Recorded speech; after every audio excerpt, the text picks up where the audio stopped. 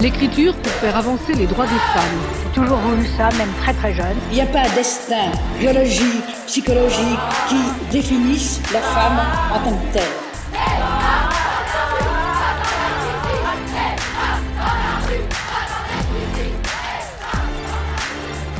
J'ai toujours voulu avoir une vie indépendante.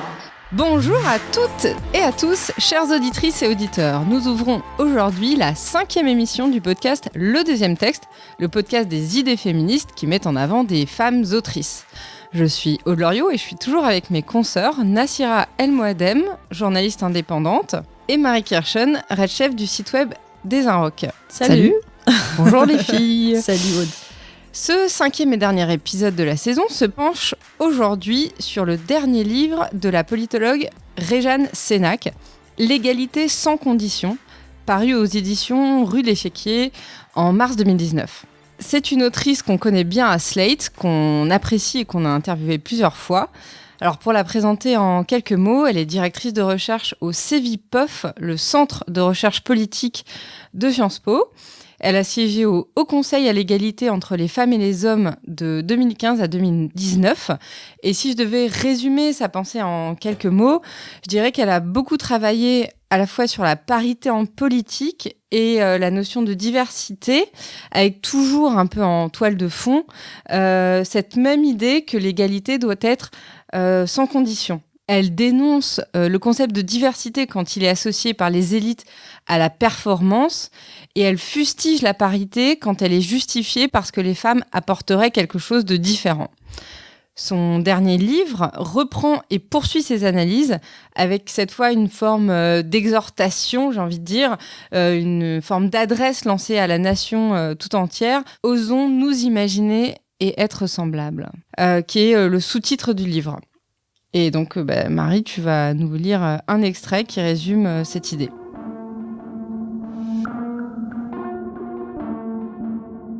La diversité, c'est bon pour le business.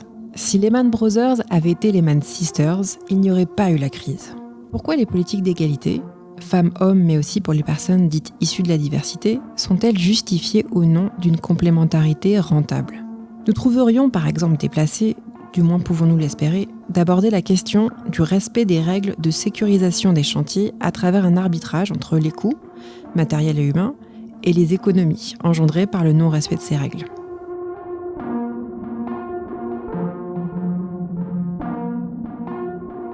Alors moi j'ai pris cet extrait, en fait je trouve que c'est un extrait qui est vraiment sur, qui résume très bien l'idée importante, qui est très, très importante dans son œuvre, qui est la volonté d'obtenir, selon Réjeanne Sénac, il y a vraiment l'idée que la volonté d'obtenir l'égalité ne devrait pas se faire sous condition. Ce qu'elle veut dire par là, c'est que on a beaucoup entendu les discours libéraux qui disent il faut l'égalité des salaires parce que ça permet plus de croissance, ou par exemple s'il y avait eu plus de femmes à des postes haut placés, il n'y aurait pas eu la crise parce que les femmes sont censées être plus prudentes, etc. Donc il y a toute cette idée-là, on est très habitué à ces discours-là, et on pourrait se dire que effectivement c'est des discours finalement positif pour l'égalité, parce que, alors comme dirait pragmatique. Ouais, voilà, très pragmatique, comme dirait ma grand-mère, on n'attire pas les mouches avec du vinaigre. Et donc du coup, hommage à ta grand-mère. C'est important. Et donc du coup, on pourrait se dire, si c'est ça qui va motiver les grands patrons, les chefs d'entreprise, pour mettre en place des politiques d'égalité salariale, pourquoi pas ? Mais du coup, Réjeanne Sénac pose vraiment la question de est-ce que tous les arguments sont bons à prendre ? Et moi, c'est un peu ce que je vais envie de vous demander. Est-ce qu'il n'y a pas un revers de bâton ? Ouais. Elle, en tout cas, elle y répond, Réjeanne Sénac. Elle dit que effectivement tout n'est pas bon à prendre et que tous les arguments ne sont pas valables, notamment les arguments néolibéraux. Et il y a effectivement cette idée très forte qui est que sur la question de l'égalité, sur la question de la lutte contre les discriminations, la lutte pour les égalités en règle générale, il n'y a pas de calcul à faire entre le coût et le bénéfice. Un principe est un principe, selon elle, et il ne doit pas être soumis à des critères de rentabilité et de comptabilité. Et c'est vraiment la question très importante qu'elle pose durant tout son bouquin, Réjeanne Sénac. Et avec une question en toile de fond, c'est qu'est-ce qui se passera lorsqu'on aura considéré, lorsqu'on aura fait le calcul selon lequel, finalement, l'égalité n'est pas rentable. Qu'est-ce qu'on fait ? On l'abandonne ? Est-ce qu'on abandonne la lutte contre les discriminations si demain on considère, grâce à des chercheurs, grâce à des études scientifiques, qu'en fait c'est pas rentable et c'est pas économiquement viable. Et qu'il est plus rentable d'être inégalitaire. Exactement. Et d'ailleurs, c'est pour ça que Réjeanne Sénac, dans son livre, elle dit bien que c'est un danger démocratique, finalement, de réfléchir dans ce sens-là et que l'égalité en tant que principe républicain doit rester un principe en tant que tel et donc gravé dans le marbre et une sorte de ligne rouge à ne pas dépasser. Ouais, parce qu'effectivement, on peut voir, donc, par exemple, des arguments qui, pour l'égalité, il y avait la Fondation Concorde qui avait sorti une étude qui disait, donc selon elle, les inégalités salariales entraînaient une perte de 62 milliards par an pour l'économie. Donc là, on se dit, c'est dingue, 62 milliards, il faut à tout prix qu'il y ait l'égalité. Mais on pense aussi, par exemple, à Christophe Barbier, qui est cité dans ce livre de Réjeanne Sénac.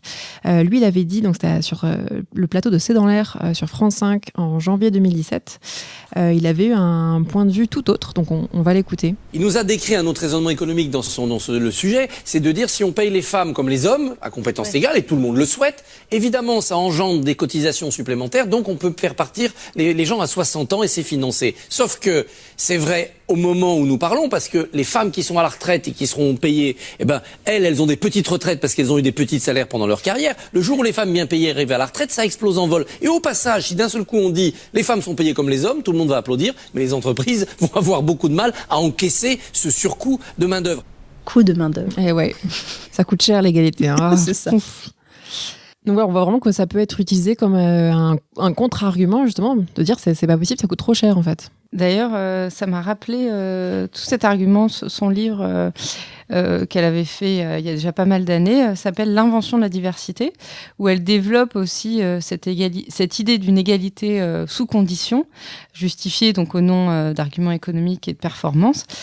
Et elle fait le parallèle avec le discours politique, parce qu'il n'y a pas que des chefs d'entreprise, des businessmen qui emploient cet argument, il y a aussi plein d'hommes et femmes politiques. Même les journaux aussi. Et les médias. Même les journaux et les médias. Et voilà.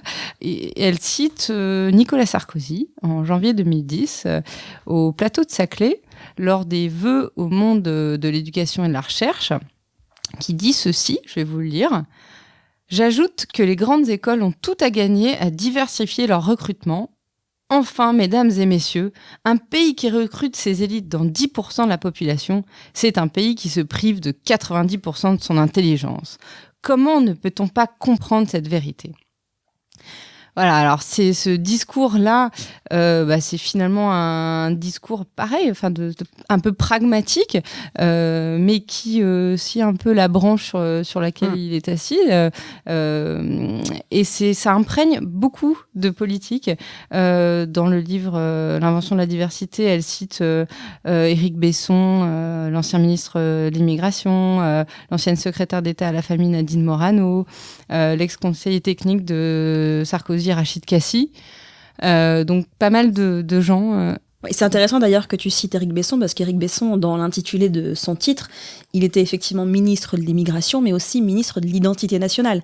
Et derrière cette question de la diversité, il y a aussi le sous-titre, ce qui ne se dit pas, ou en tout cas ce qui s'assume un peu moins, quoique Éric Besson l'assumait totalement, c'était la question de l'identité. C'est derrière la diversité, c'est qui nous sommes et qu'est-ce que l'autre, et l'autre étant forcément divers. Quand je dis l'autre, c'est l'arabe, le noir, l'immigré.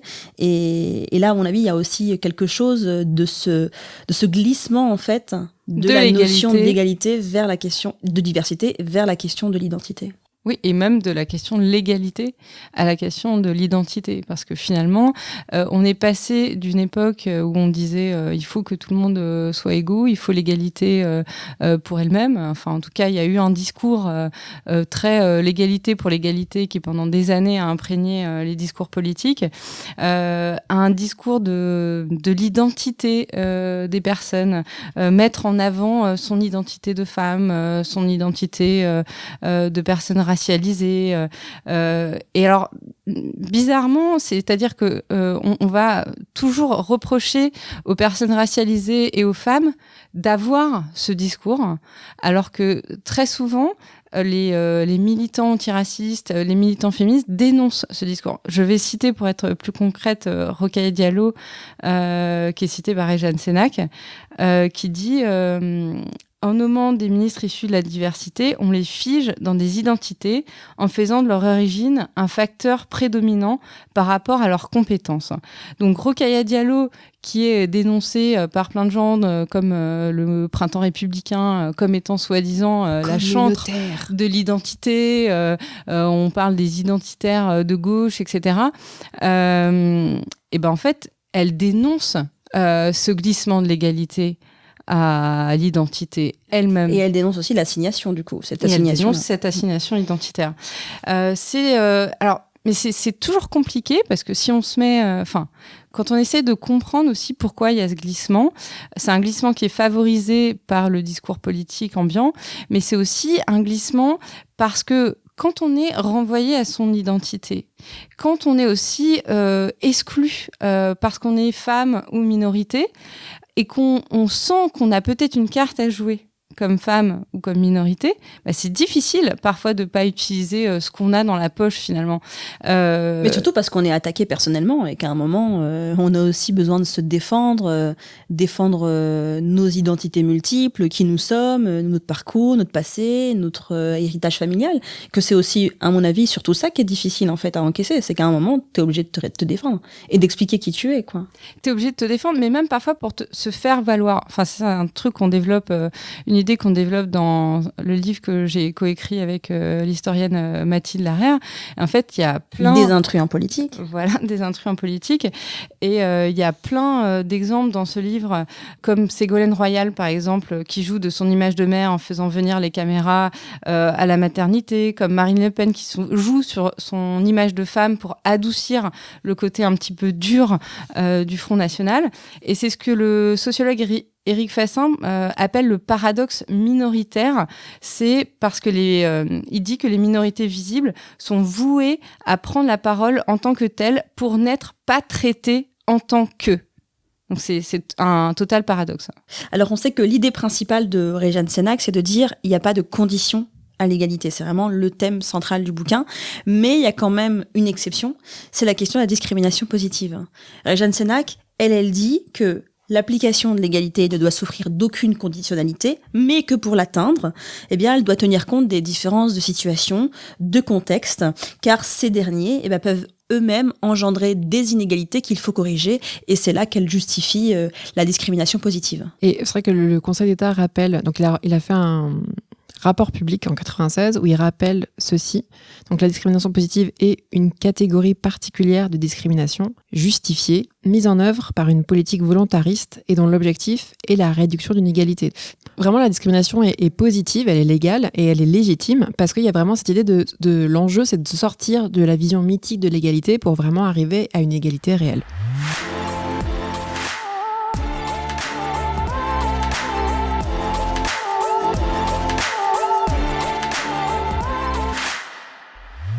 Vous écoutez le deuxième texte, aujourd'hui consacré au livre de Rejane Cenac, L'égalité sans condition. Et on passe au deuxième thème de l'émission, le mythe d'une République française égalitaire.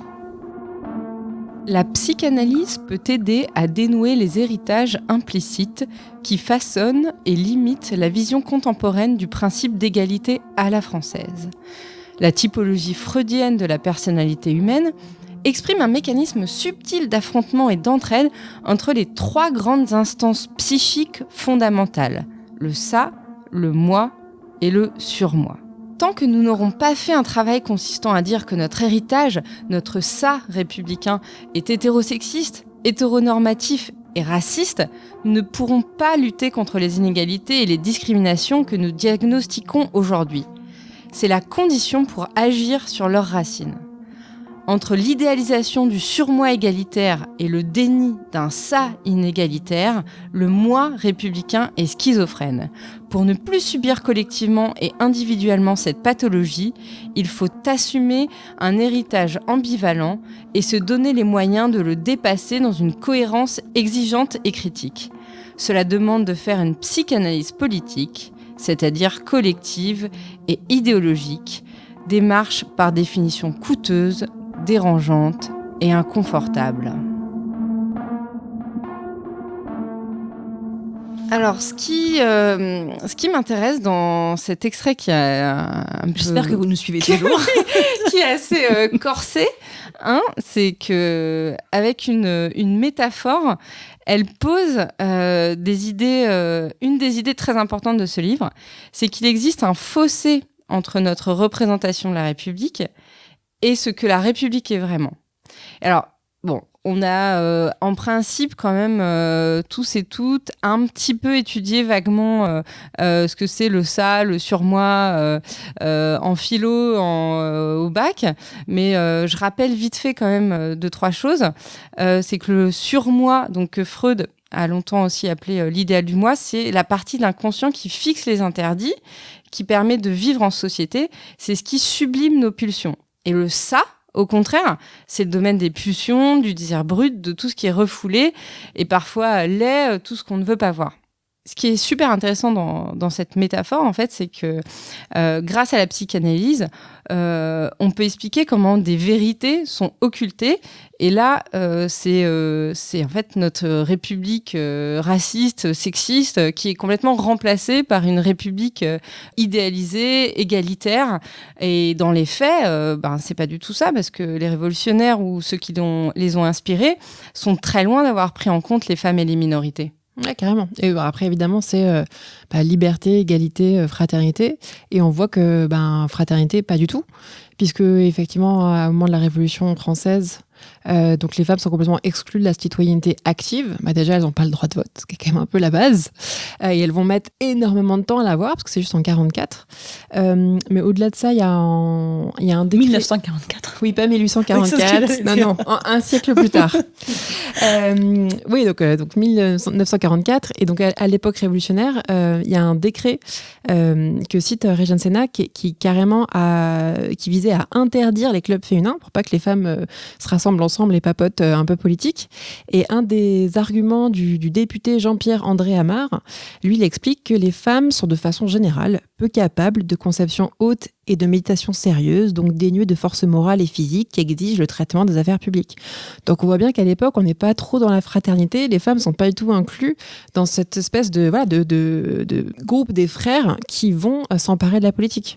Et si je peux me permettre, d'ailleurs, c'est intéressant cet exemple d'exclusion des femmes des clubs politiques. C'est parce qu'en fait, il y avait beaucoup de gauchistes, on dirait aujourd'hui, chez les femmes, en fait, c'est-à-dire des hébertistes, c'était radical.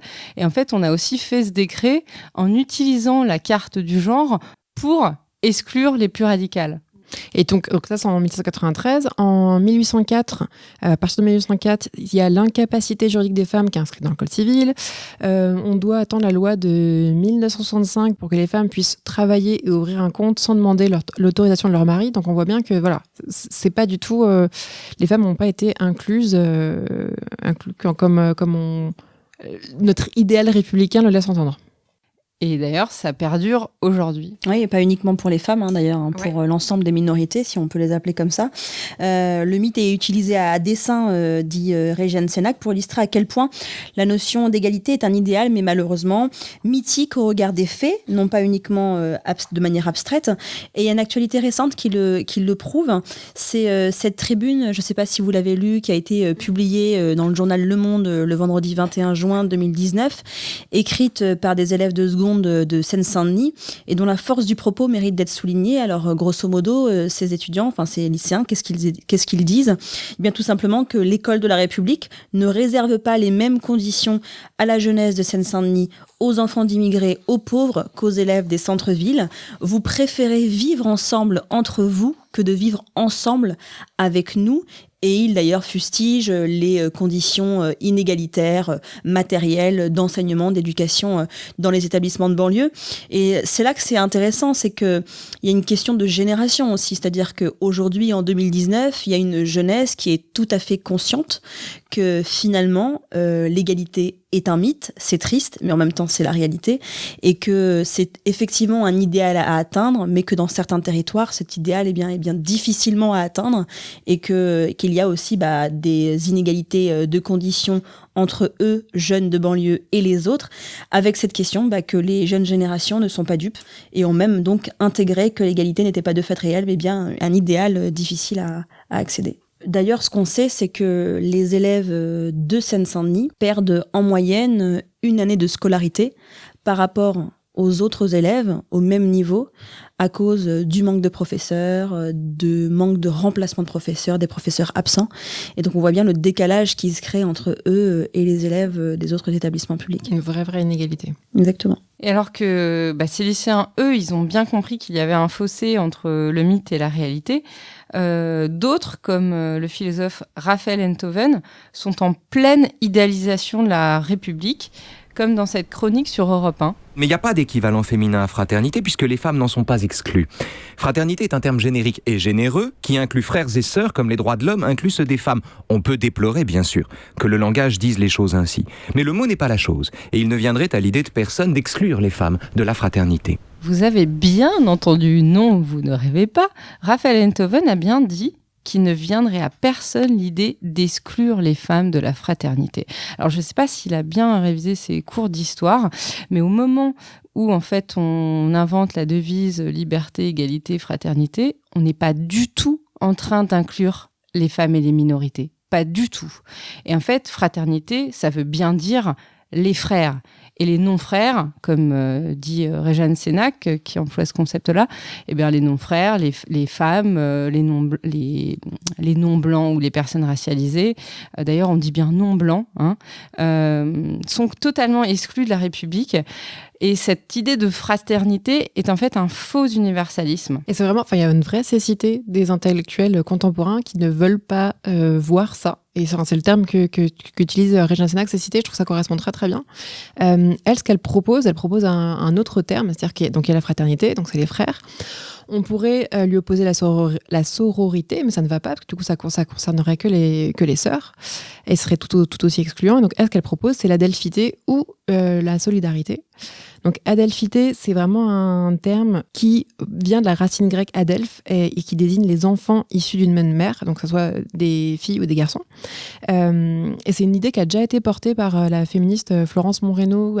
Elle a cofondé les Chiennes de garde. Elle a écrit coordonné un gros bouquin qui s'appelle Le XXe siècle des femmes, qui est sorti en 89 et qui est un gros pavé assez intéressant. Donc, il y a vraiment cette idée de trouvons un autre terme à cette liberté, égalité, fraternité. Ça ne va pas fraternité. Là, Réjeanne Sénac, dans ce livre, dit que donc effectivement, il y a la possibilité d'utiliser adelphité, qu'elle lui préférerait plutôt solidarité, parce que ça permet vraiment de sortir de cette analogie familiale qui apporte, qui a l'idée qu'il y a une ressemblance héritée, alors que solidarité, c'est plus large. Et c'est toujours en fait cette idée d'un espèce de masculin générique prétendument neutre et universel qui en fait quand on pense à la symbolique du truc est quand même vachement violent parce que ça efface totalement tout le reste et c'est les mêmes arguments qu'on retrouve dans le débat sur l'écriture inclusive avec cette idée que bah oui on peut dire 50 millions de femmes et un homme sont beaux. Et on accorde au masculin parce que le masculin est censé représenter la pluralité. Oui, il y a souvent des gens qui me disent, qui du coup veulent nier, parce que évidemment cette règle-là elle est extrêmement sexiste, et souvent des gens qui disent mais non, c'est juste en gros une convention, le masculin et le neutre, etc. Et du coup je dis pas de souci, alors puisque ça fait des années qu'on fait ça, changeons. Si vraiment ça ne veut rien dire, ça ne pose pas de souci. Mais tantôt au féminin. Exactement. Et là on voit bien que là tout de suite ça, ils veulent pas. Ils sont contre et non. Donc Puis quand on voit les conditions historiques de l'émergence de cette règle, comme quoi le masculin est le genre noble, bah, ça se fait à un moment de répression des femmes, où on brûle les sorcières, et en fait on va effacer tous les féminins de la langue. Après, pour moi, c'est vraiment de l'ignorance ou de la mauvaise foi, les gens qui disent que c'est pas une idéologie sexiste et que c'est juste une convention comme ça, quoi. Il y a aussi les droits de l'homme, justement, qu'évoque Enthoven. Il y a plein de gens qui proposent de maintenant dire droits humains pour justement pas se limiter aux hommes. D'ailleurs, droits humains ou droits humains Pardon. Je crois qu'on peut dire les deux. Écoute, selon les nouvelles règles d'orthographe. Droit de la femme. Puisqu'on a dit qu'on inversait tout. Et puis il n'y a pas de problème d'élision comme ça.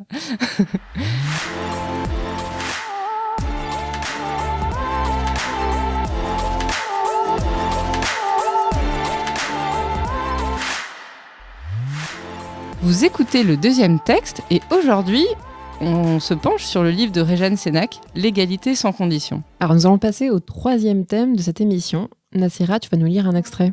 Oui, extrait page 49. L'égalité est la condition de la liberté. Pour être libre, il faut en effet être un sujet égal, émancipé de la maîtrise par un plus fort ou un plus légitime que soi. Nous serons toutes libres, sexuellement, quand nous serons toutes et tous des individus sujets de désir et de plaisir à part entière. Pour cela, les individus ne doivent plus être enfermés dans des identités de groupe, qu'elles soient associées à un sexe, à une religion, à une culture plus ou moins racialisée, à une classe sociale. Si nous souhaitons vivre dans une société égalitaire et émancipatrice pour toutes et tous, donnons-nous les moyens de dénoncer et de dépasser un héritage inégalitaire, injuste et sclérosant, et cela même s'il peut être notre avantage dans une appréciation resserrée de nos intérêts. Après cet extrait, Rejane Cenac arrive à, vous vous souvenez, l'après-MeToo, l'après-vague MeToo, avec cette fameuse tribune qui a été publiée dans le journal Le Monde sur la fameuse liberté d'importuner, qui avait été évoquée par certaines intellectuelles, certaines artistes, une tribune qui mettait en avant une soi-disant liberté, mais qui cache en réalité, et c'est ce que développe Rejane Cenac, une domination non assumée, un dressage et un contrôle des femmes, un ordre où le curseur du désir est contrôlé, mais surtout dicté par les hommes, desquels les femmes se doivent de disposer. Et cette liberté promue donc dans la tribune, eh bien Rejane Cenac, elle considère qu'elle est inégalitaire, en ce sens qu'elle est l'apanage de quelques-uns seulement, les dominants, sans souci donc de l'émancipation et donc des libertés collectives et notamment des femmes. Ouais, le problème de la tribune, c'est effectivement que l'égalité et la liberté sont opposées, c'est-à-dire qu'il y a ce mouvement MeToo qui demande plus d'égalité et on répond par la liberté de certains d'importuner. Et donc les deux notions sont présentées comme contradictoires.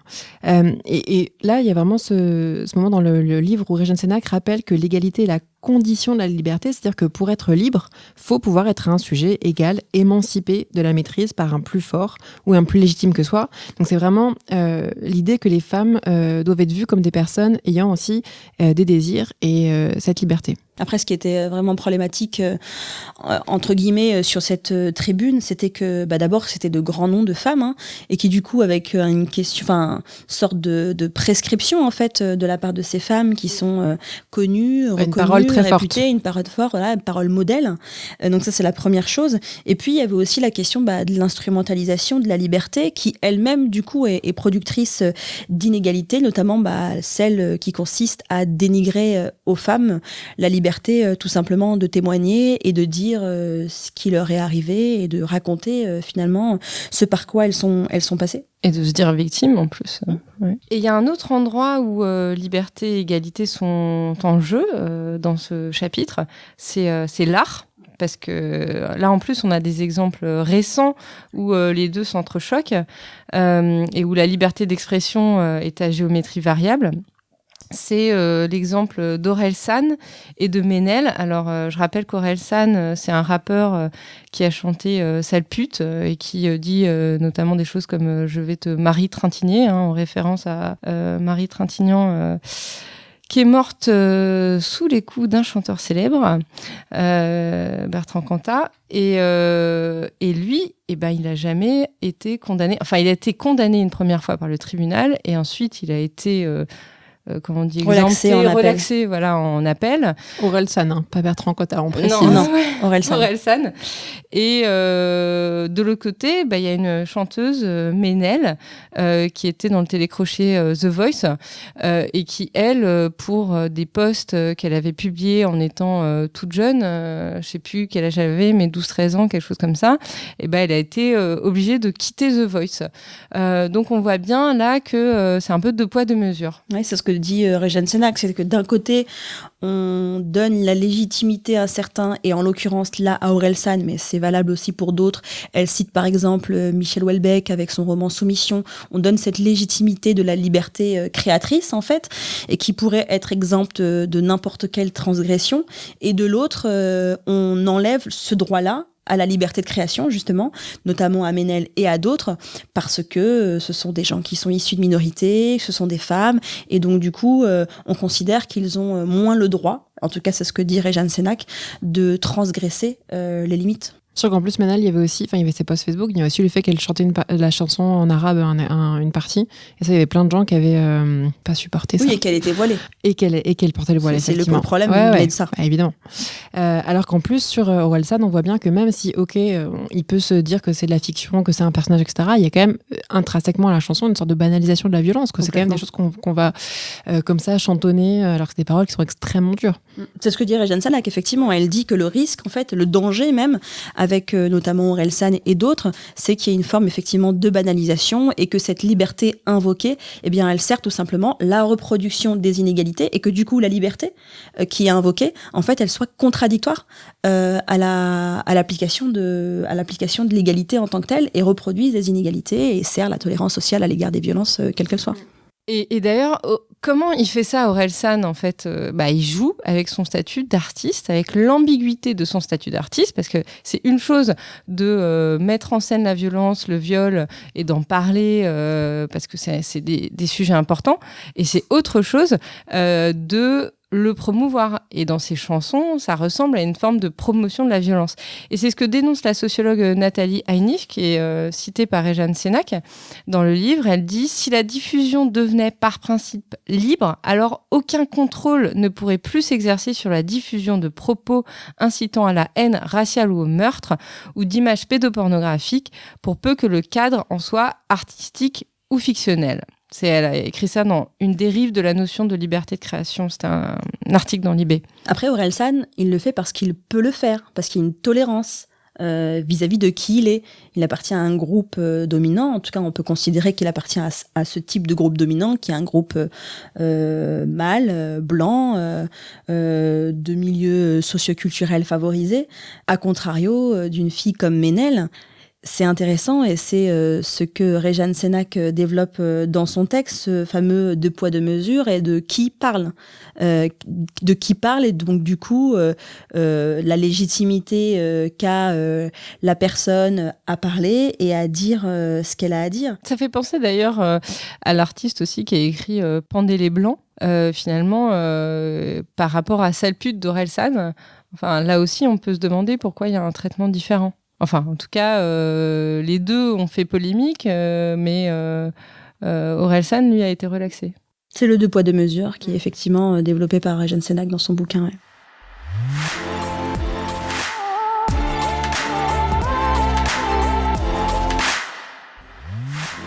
C'est la fin de ce 5e épisode du 2e texte. Merci à toutes et à tous de nous avoir écoutés. Si vous avez aimé le 2e texte, vous pouvez nous retrouver sur le site de Slate et vous abonner sur votre appli de podcast préféré. Et maintenant, il ne me reste plus qu'à vous souhaiter un bon été à tous et à toutes. Et un bon été à toi, Nassira, et à toi, Marie. Merci. Merci. Salut. Bonnes vacances. Salut.